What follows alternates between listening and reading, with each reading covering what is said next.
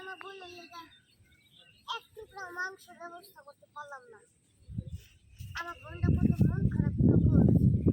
আজকে একটা ঈদের দিন, আমার বোনটার মুখে যদি আমি এক টুকরা মাংস না দিতে পারি তাহলে আমার বোন মনে মনে অনেক কষ্ট পাইবে। যে করে হোক, যে বাড়ি থেকে এক টুকরা মাংস হলো আমি আমার বোনের লেগে নিয়ে যাবো।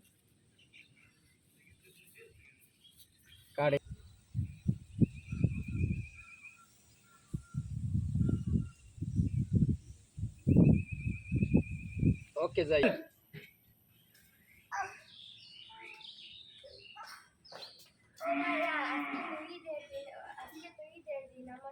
আচ্ছা আরেকটু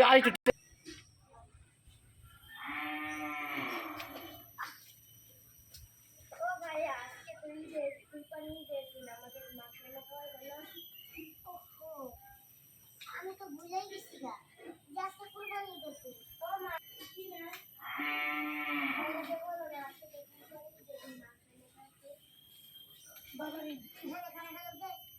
ও ভাইয়া আজকে তো ও ভাইয়া আজকে তো কুরবানি ঈদের দিন একটা নতুন জামা কিনা দিলে না, গরুর মাংস কি খাওয়াইবা না?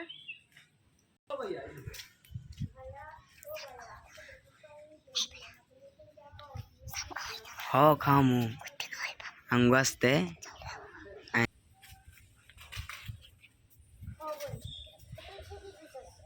আজকে যে কুরবানি আমার কিছু মনে নাই।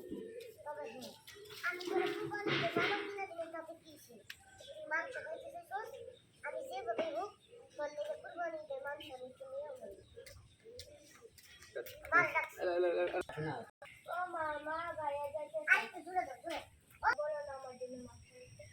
কিছে বাবারে শোন, তোর বোনটা আজকে কুরবানি দিতে একটু মাংস খাইতে চাইছে, যে বাবু বাবা আনবি।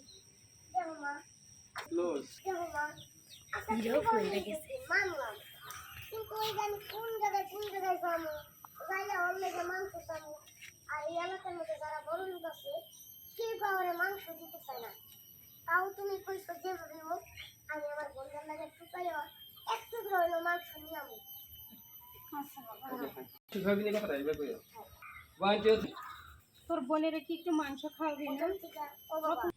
ও বাবা, বাবা তোর বোনে তো আজকে কুরবানি ঈদের দিন একটু মাংস খাইবার চাইছে, তাহলে তুই যেমনি পারিস সেটা জোগাড় করিস। তুই দাঁড়া বাবা, আমি পলিথ নিয়ে আসতেছি।